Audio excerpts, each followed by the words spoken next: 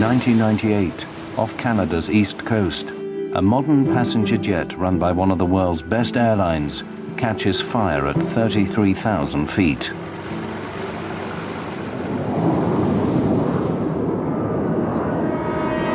Swissair 111, we are dumping fuel now and we must land immediately. In its final 6 minutes, communications from the cockpit cease. It's burning already! Then the plane plummets into the ocean.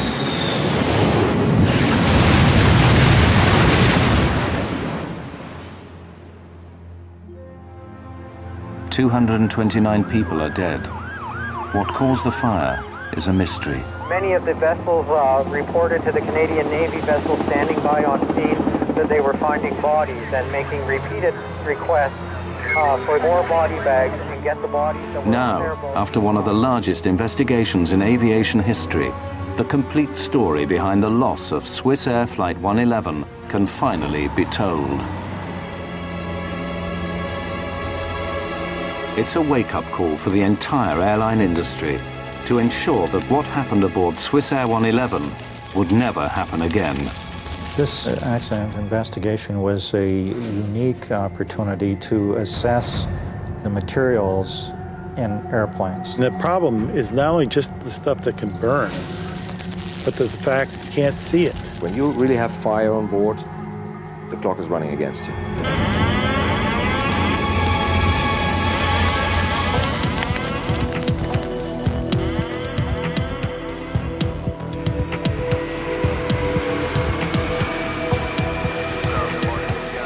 September the 2nd, 1998. Swissair Flight 111 prepared to depart New York's JFK International Airport en route to Geneva, Switzerland. The aircraft was a McDonnell Douglas 11, or MD-11, a model first developed in 1986 as a highly automated, modern replacement for the antiquated DC-10. It was considered one of the most reliable passenger jets in the skies, and Swissair pilots were among the world's best trained.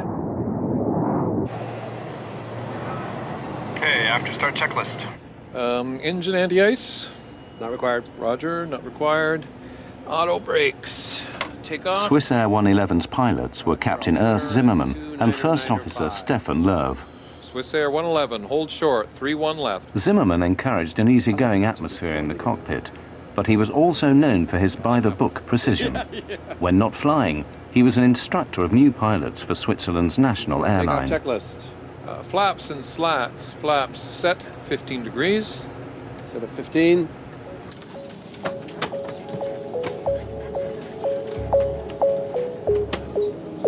On board were 215 passengers, 12 crew, and 2 pilots. Most were French, American, or Swiss. 23-year-old Stephanie Shaw was on her way home to her parents in Geneva. Stephanie was blessed in many ways. She was physically very attractive.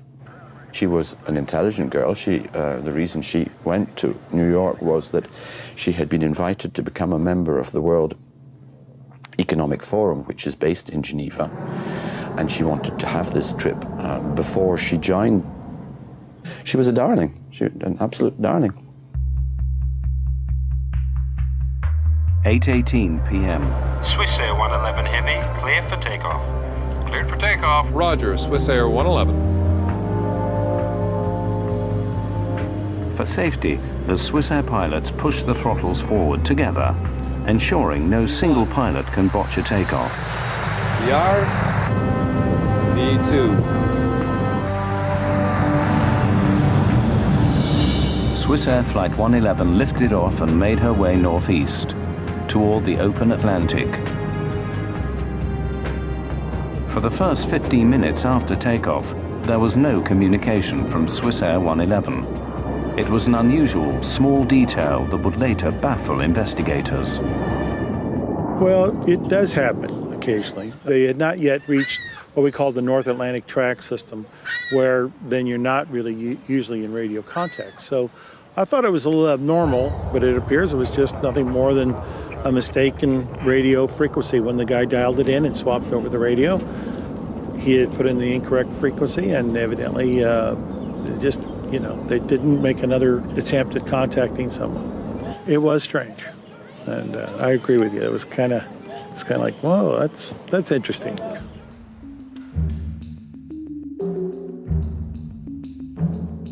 Atlantic air traffic is handled by a remote centre in Moncton, New Brunswick, Canada. Almost half an hour after takeoff, Captain Zimmerman made his first communication with Moncton. Moncton Center, Swissair 111 Heavy, good evening, level 330. Swissair 111 Heavy, Moncton Center, good evening. Reports of occasional light turbulence at all levels. Moncton, Swissair. It was a perfectly normal transatlantic crossing.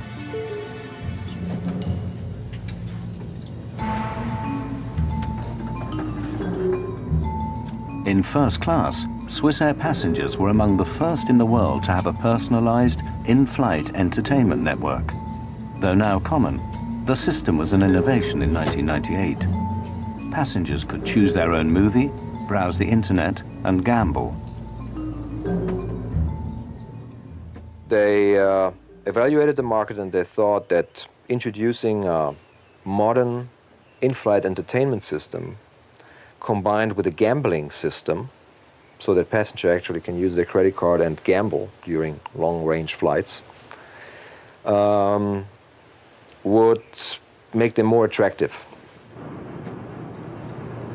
This luxury would be the source of controversy to come.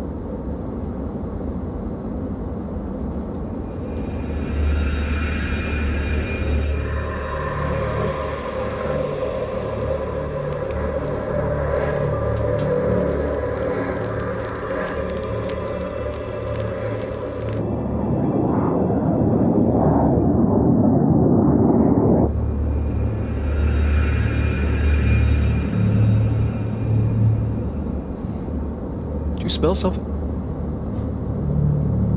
Yeah, what is that? Go have a look, I'll take the controls. Roger, you have control.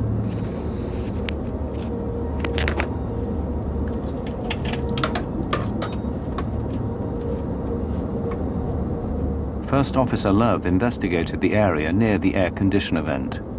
Harmless smoke traces from air conditioning systems are common on commercial jets. I don't see anything, Urs. And there's nothing up there now.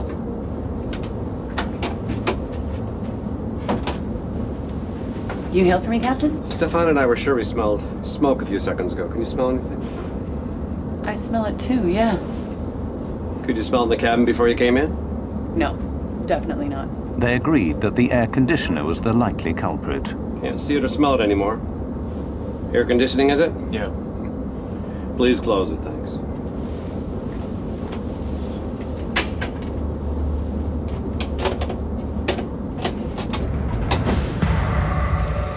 Behind the sealed panel, the pilots could not see that the problem was getting worse.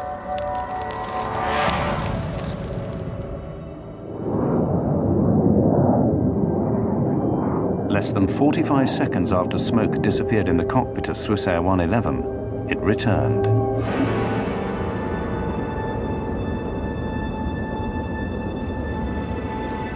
Zimmerman followed Swissair procedure. There it is again. He made plans to divert to the nearest place to land.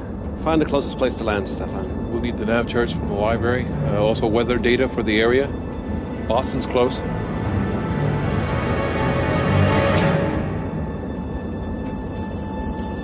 It's not doing well at all up there. Zimmerman radioed air traffic control in Moncton, New Brunswick.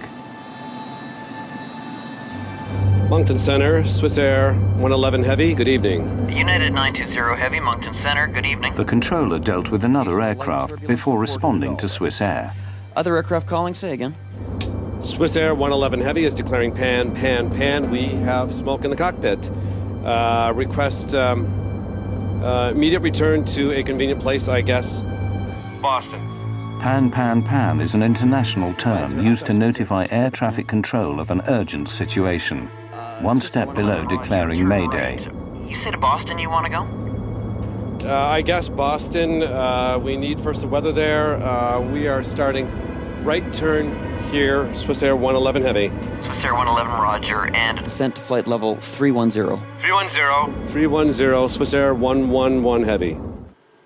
This is the first interview with one of the air traffic controllers in Moncton. My name is Bill Pickerel, and on September 2nd, 1998, I was one of two Halifax terminal controllers working the evening shift. The PAN in any kind of a special condition is usually dealt with as an emergency, and this in fact was dealt with that way. The aircraft was immediately given priority, and the high-level supervisor initiated a call to the Rescue Coordination Center. Pickerel's colleague determined that Swissair 111 was just 66 nautical miles from Halifax and 300 from Boston. But Captain Zimmerman had chosen an airport he knew. A lot of times when you're having a problem, you would rather be dealing with an issue where you're much more familiar with the airport, because that relieves a little stress on you. This is his initial problem. He's sitting there, he's looking up there, and he's trying to think, well, I got smoke here. Now, what does it mean? Let's see, where are we? Where's the closest place I can go to that I can talk to a Swissair mechanic? Boston.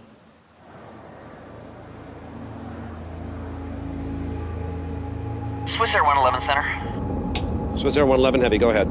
Would you prefer to go into Halifax?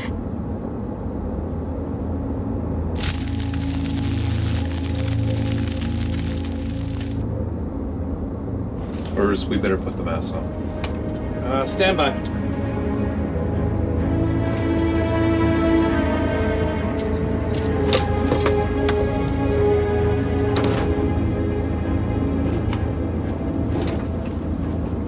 Realizing their location, Zimmerman decided Halifax was now the best option. Affirmative, Swissair 111 Heavy. We prefer Halifax from our position. Swissair 111, roger. Proceed direct to Halifax. Descend now to flight level 290. Level 290 to Halifax, Swissair 111 Heavy. A British Airways pilot in the area offered the crew what little help he could. Swissair 111 Heavy from Speedbird 214. I can give you the Halifax weather if you like. Swissair 111 Heavy, we have the oxygen masks on. Go ahead with the weather. It's the 300 Zulu weather. Swissair 111 commenced its descent to below 30,000 feet. The pilots calm and in control. It would take about 20 minutes to reach Halifax. 80, over. Roger, Swissair 111 Heavy, we copy 2980. Swissair 111, you're cleared to 10,000 feet. And the Halifax altimeter is 2980. Swissair 111 Heavy, 2980 at 10,000 feet. And Swissair 111, Can you tell me what your fuel on board is? Stand by for this.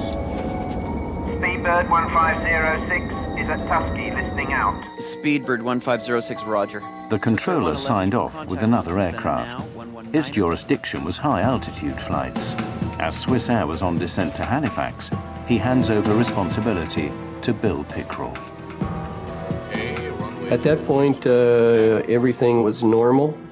I gave the pilot an initial descent, and he requested to level off at an intermediate altitude to get the cabin in order for the landing, which I took to mean that they needed to pack away dinner trays and things like that. It was an indication to me that while his situation was unusual, that they weren't considering it as an emergency at that time. Watch your speed, Stefan. Don't descend too fast. Roger.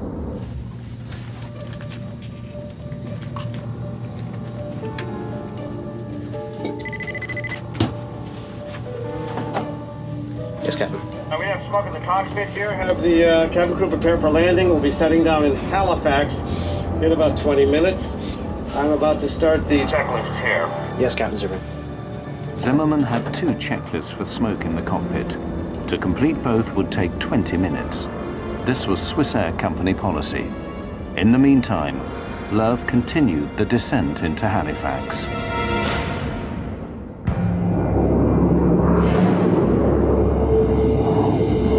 Stefan, I'll need you to handle the radio while I do this checklist, all right? 119.2 for the Swissair 111 Heavy. Roger. Swissair 111 was now at about 25,000 feet.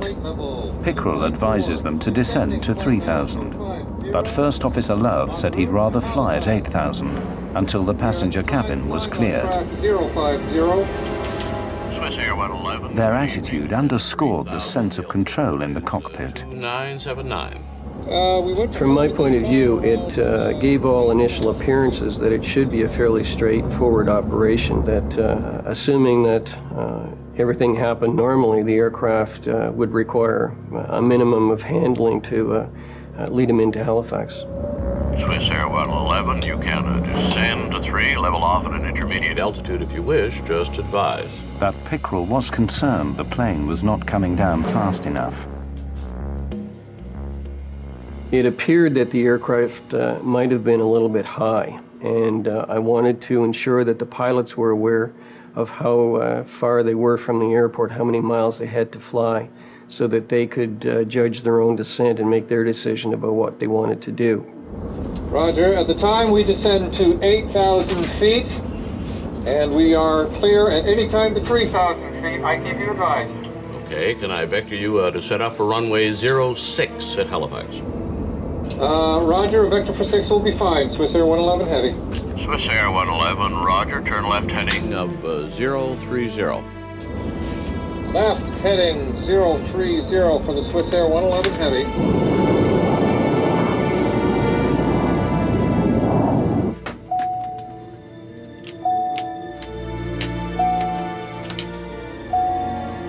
Captain Zimmerman needed information for the unfamiliar airfield, but his flight bag was out of reach. He summoned the flight attendant to help. You hailed me, Captain. For 2 minutes now. I need that flight bag there. It's got the approach charts for Halifax.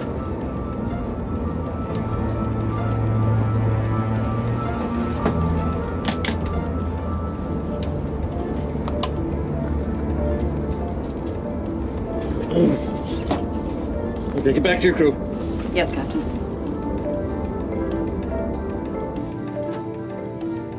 This is your matron at cabin speaking. The chief flight attendant notified passengers that the flight was being diverted. There was no panic. The plane was flying normally, and there was no sign of smoke in the cabin. Swissair 111, the localizer frequency is 109.9.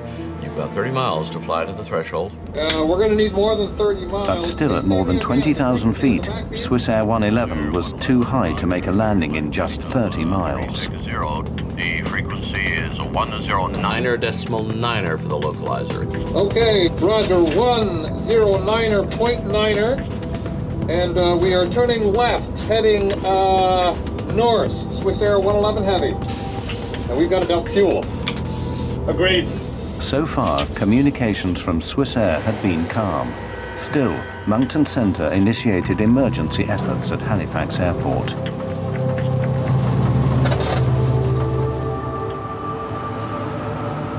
Preparing ground crews for an emergency, Pickrell sought information from the pilots.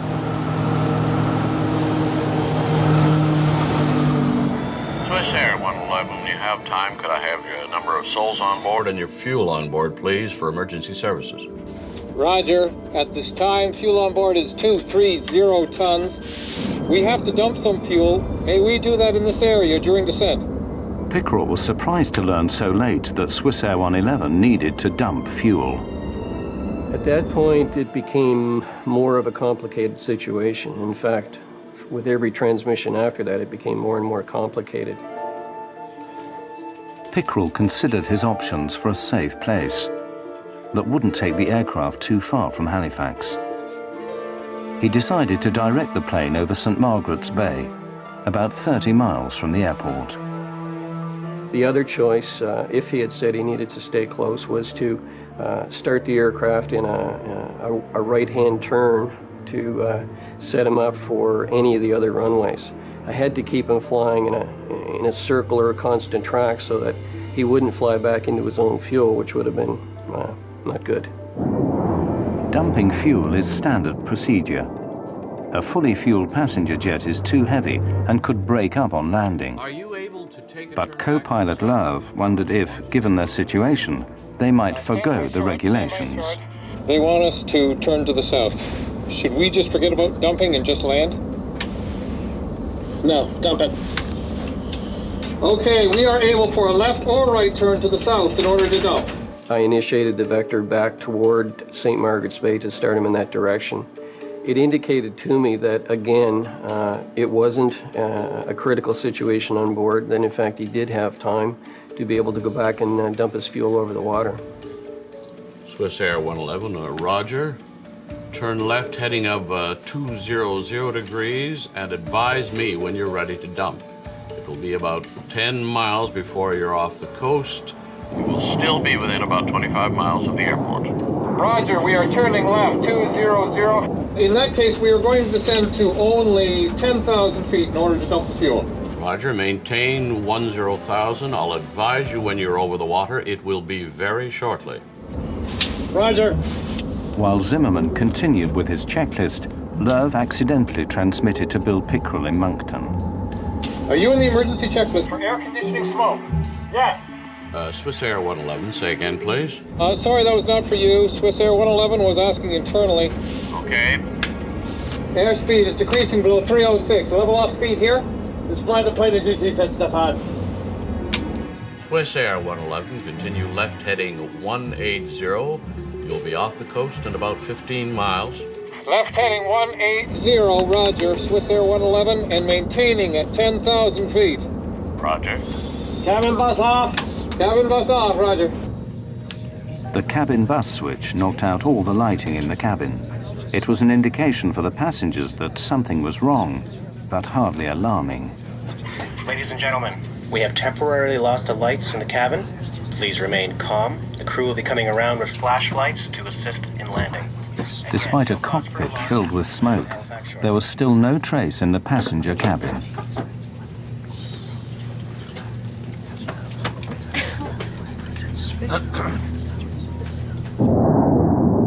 You will be staying within about 35, 40 miles of the airport if you have to get back to the airport in a hurry. Okay, that's fine with us. Please tell us when we can start to dump the fuel. Suddenly, the aircraft sent out a warning that the smoke was a sign of a more serious problem. Autopilot, disconnect. Copy that, autopilot, disconnect. Swissair 111. The autopilot disconnected because the plane's computers sensed erratic readings.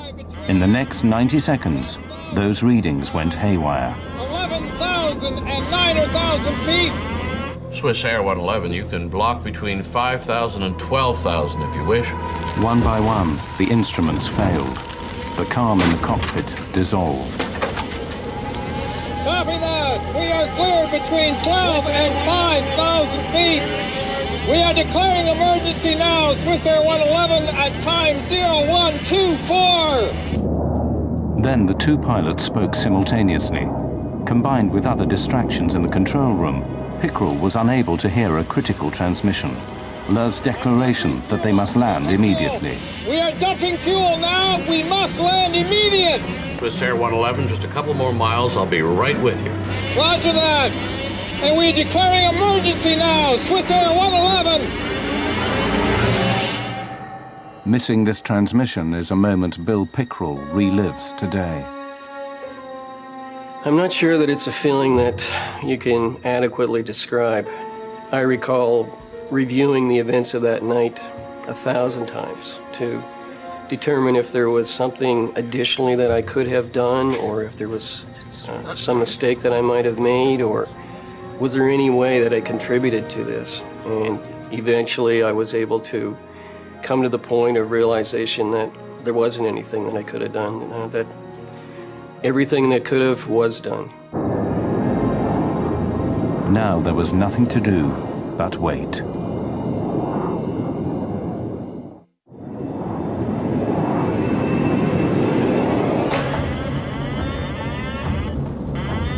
"30 seconds after declaring an emergency, the pilots of Swissair 111 faced an inferno.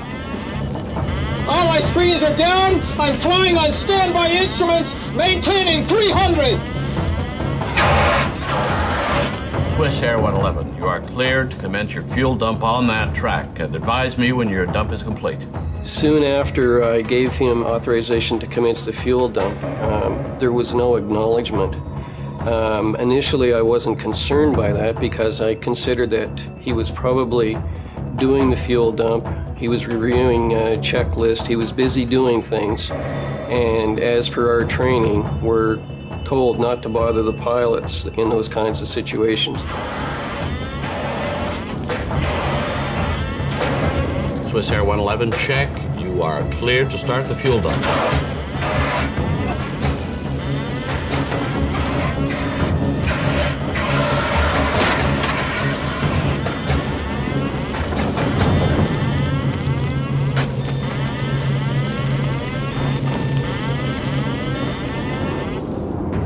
There was no further communication from the aircraft.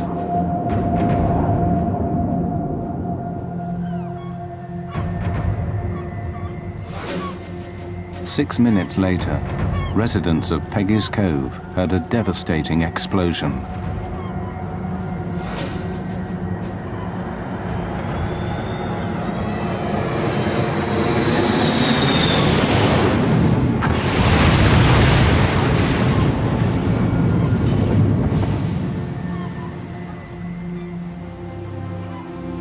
No one knew what had happened to 229 people after 6 minutes of silence.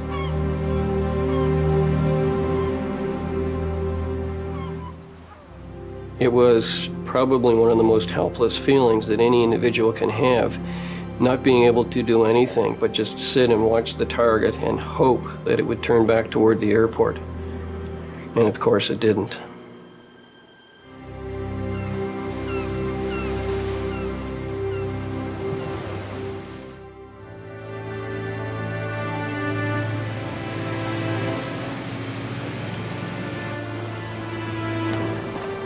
The following morning, would-be rescuers glimpsed the terrible remains of Swissair 111.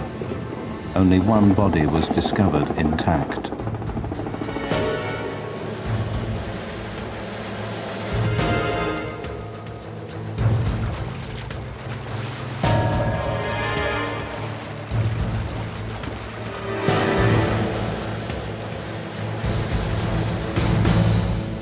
In Geneva, Ian Shaw had a premonition about his 23-year-old daughter, Stephanie. That night, the night on which she was due to return, for reasons I can't explain even now, I was restless and I was disturbed, and I slept early and woke while my wife was still awake and asked her if she had had news of Stephanie. No, she had not, but she didn't expect to have news of Stephanie. We knew she was coming on that flight and that she would certainly expect me to be at the airport to fetch her in the morning. I awoke around 6 Geneva time, and on television there was a report of the crash of Swissair 111. And I knew instantaneously that we had lost our daughter. Air traffic controller Bill Pickrell was in shock. It's a strange experience. I'm not sure that I can adequately express the feelings, but it's you work to provide a service, and you read about aircraft flying into a mountain or ending up in a swamp in some distant country, but you never expect that it's going to happen in your backyard. And when it does, it's kind of a lonely experience, I guess, in one sense. The Transportation Safety Board of Canada launched what would become the largest disaster investigation in the nation's history. They only knew Swissair 111 experienced a cockpit fire, but what caused it remained a mystery.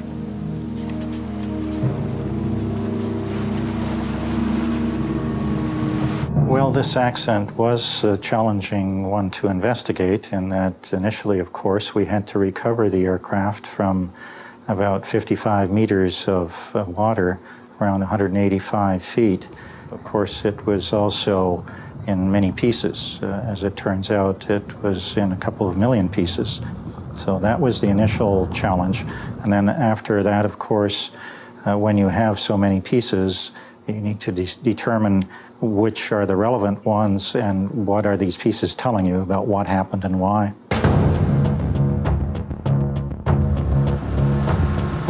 TSB embarked on a 5-stage plan. First, divers were deployed to survey the wreckage. They discovered that the plane was smashed into millions of pieces. But as the autumn weather worsened, the risks to divers increased. At this rate, the salvage would take years to complete.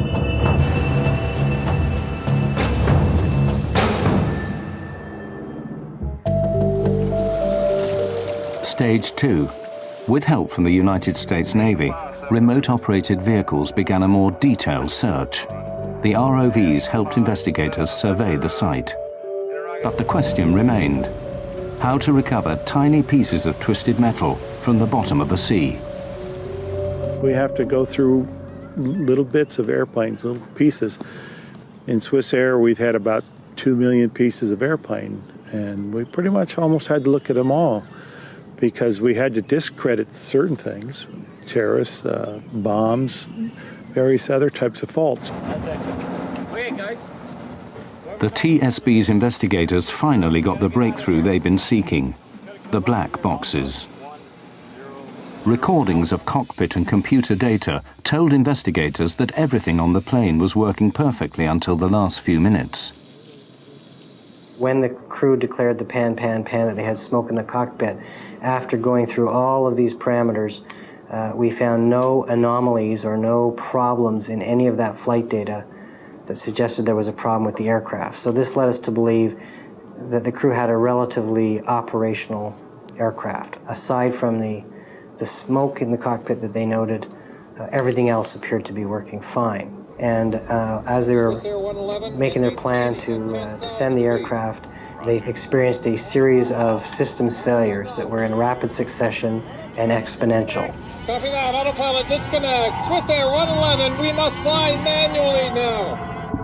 Mike Poole's CVR team then faced a serious setback. The last 6 minutes on both flight recorders were missing. You're losing systems rapidly on the airplane in that 90-second period that things are happening very fast.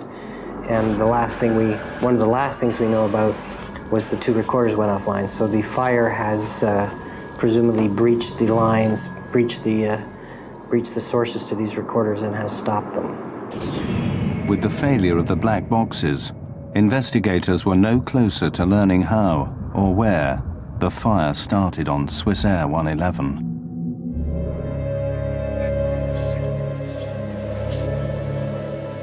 Stage 3.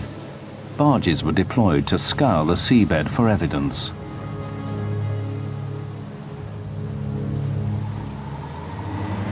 One by one, sad remnants of the airplane reached the surface. Her engines were recovered. Then the landing gear.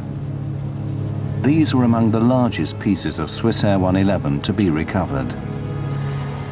The rest were mere fragments, dredged up in a painfully slow process.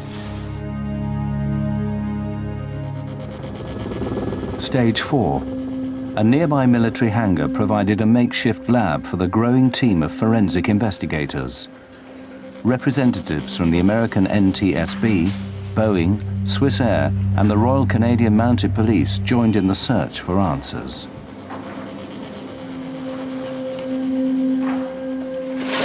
Pieces of Swissair 111 arrived by the truckload, organized into various categories for analysis.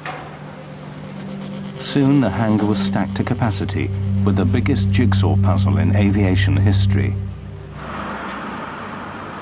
All the investigators knew for sure was that an initially small cockpit fire suddenly turned to catastrophe.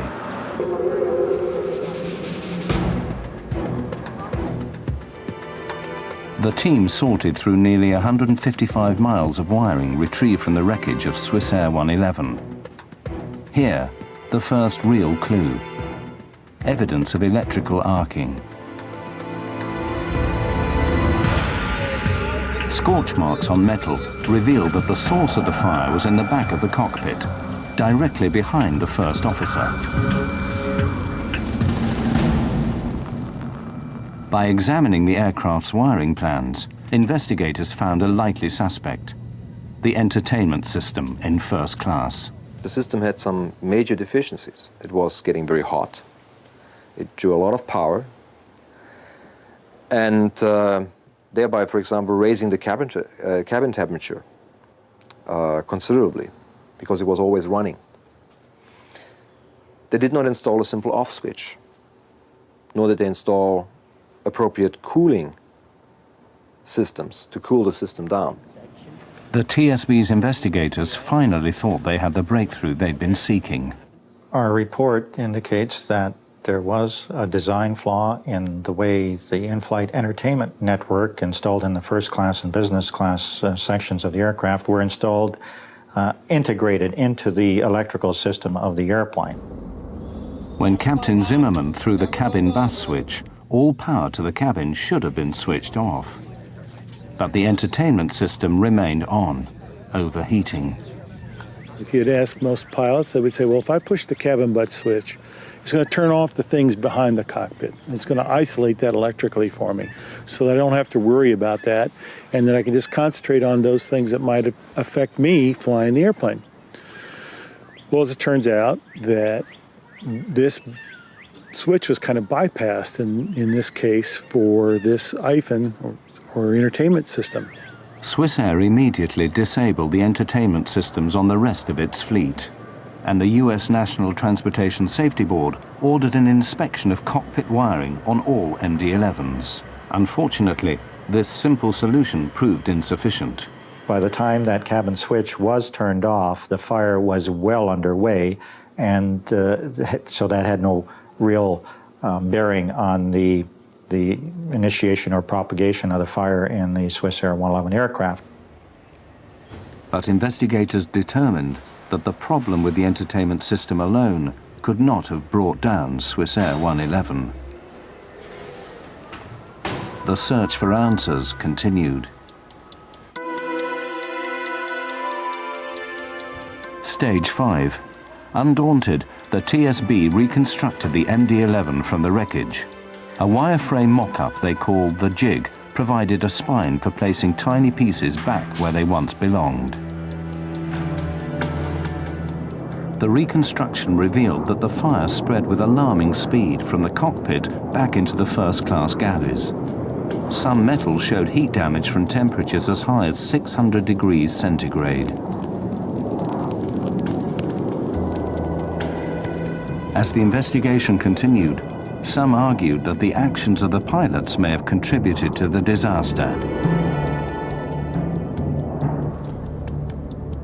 Some experts charged that Zimmerman and Loew's by-the-book approach may have cost them their lives. Swissair 111 was asking internally. Some operators emphasized in a very early stage, land as soon as possible, and then if you have time, go into the checklist. Others said, here's the checklist, and at the end of the checklist, if that doesn't help, then land as soon as possible. Pretty contradictory to basic flying instructions where student pilots learn at a very early stage that whenever you have smoke, you have a fire, and fire means land as soon as possible. Emergency light switch on. Emergency light switch on. Unfortunately, in this case, the way the checklist was written, it didn't identify that now start towards the divert. It started more on let's try to see if we can solve the problem.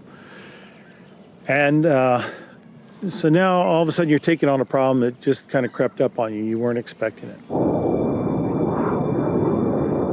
We're going to need more than 30 miles. But the TSB considered the timeline. Investigators determined that Swissair 111 would not have made Halifax Airport under any circumstances. There just wasn't enough time.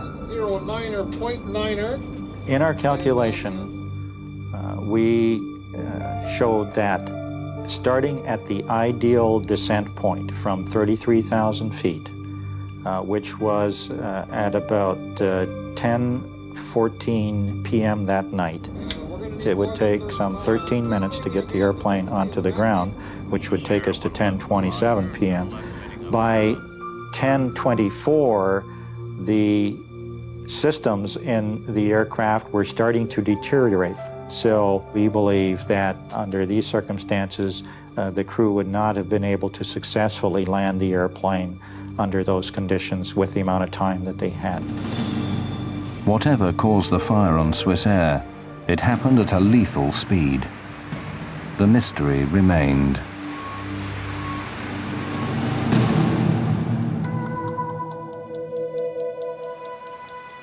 A year passed, then another ambitious operation began.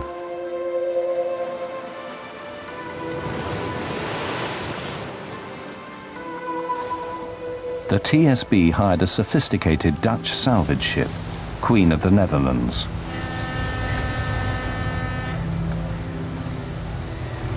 The vessel has a gigantic vacuum system, capable of dredging even the tiniest pieces of Swissair 111 from the ocean floor. A mixture of seawater, silt and aircraft were pumped into the ship's hold.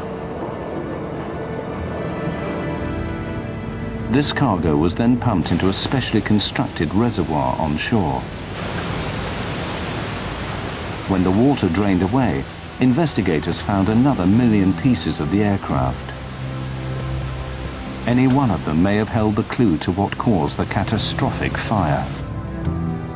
The painstaking sorting once again resumed.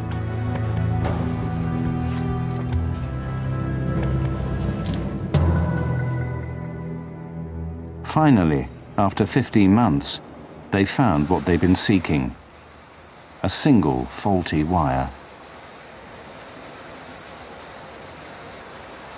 We looked at all of the possible sources of heat that might start a fire in that area, and in this instance, we did discover a wire that arced in that way, and right next to it was some very flammable material called metallized polyethylene terephthalate covering material that covers the insulation blankets. This polyethylene insulate, which lined the MD-11, is common on commercial airlines worldwide. It has passed the industry's flammability tests that require materials to self-extinguish after a reasonable period of time. The investigation now took an abrupt turn. Instead of seeking the cause of the fire, the TSB now focused on the flammable materials that fueled it.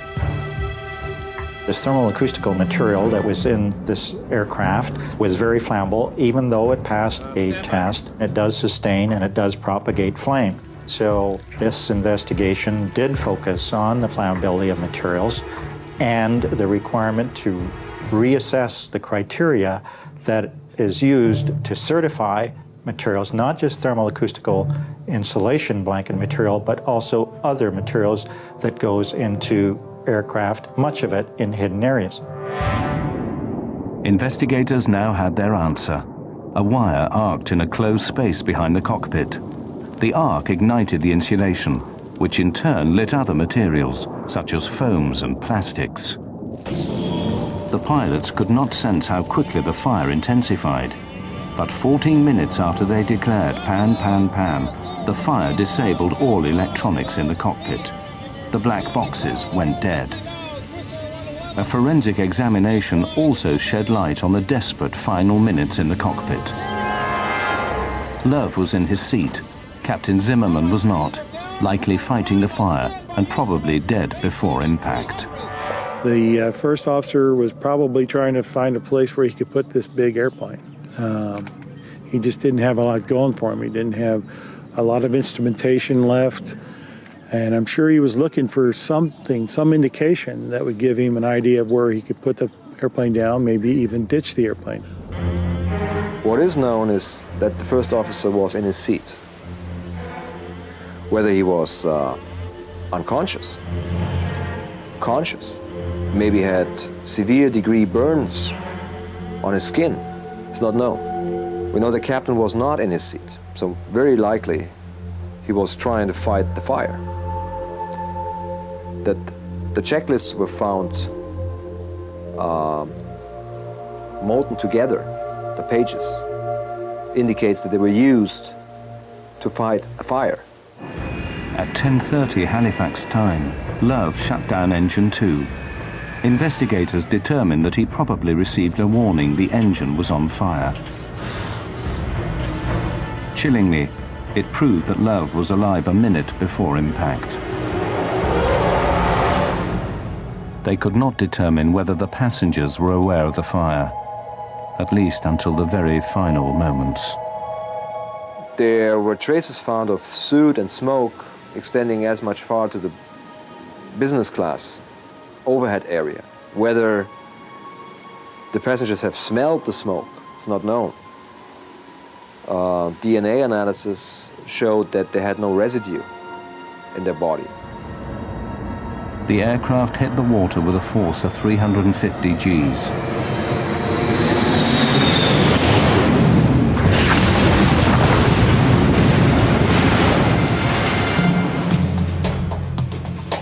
The TSB spent 4.5 years and $40 million analyzing the wreckage of Swissair 111, the largest air disaster investigation in Canada's history. Their conclusion: flammable materials do not belong on commercial aircraft. The rate of progression in this airplane, I think, surprised us and surprised others, and that's why we emphasize, again, the importance of raising the bar on the flammability standards for materials used in airplanes. Ian Shaw waited 4 years for the report to reveal the fatal flaw that took the life of his daughter. The truth has not diminished his anger at Swissair. There has to be accountability. If you are involved in wrongdoing, you must be held accountable. And you must declare your sense of responsibility. Otherwise, you are hiding. And you are hiding, in this case, behind the flag of Switzerland. I think it's unbelievable. In the aftermath, Swissair decided to remove the flammable insulate from its entire fleet. They also made changes to checklist procedure, reducing response time in a cockpit smoke emergency. Swissair did something very interesting. They modified their entire Swissair MD-11 fleet according to all these findings. They built in cameras and smoke detectors, even into hidden areas, where pilots have a little TV monitor and they can see whenever there is a smoke warning, which makes them all help gain time. And that's the most important when you have when you have a fire. But plagued with financial problems, the mighty Swissair shocked the industry when it declared bankruptcy in October 2001.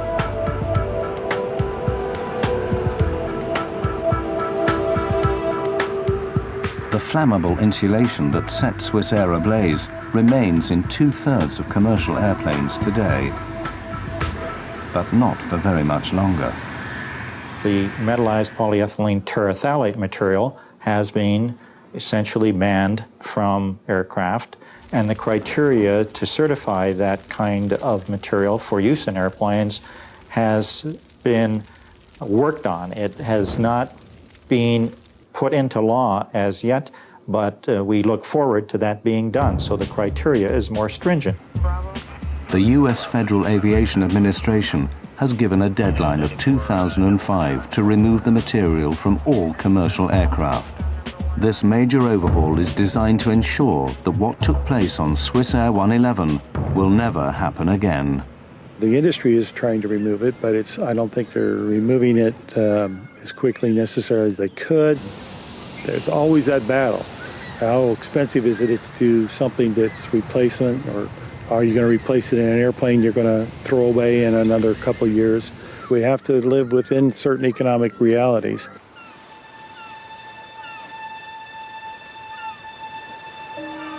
For Ian Shaw, losing his daughter so suddenly and violently has left a permanent emotional scar. He left his wife and his wealth behind in Geneva, and now runs a modest restaurant in Nova Scotia, in view of the sea where his daughter died.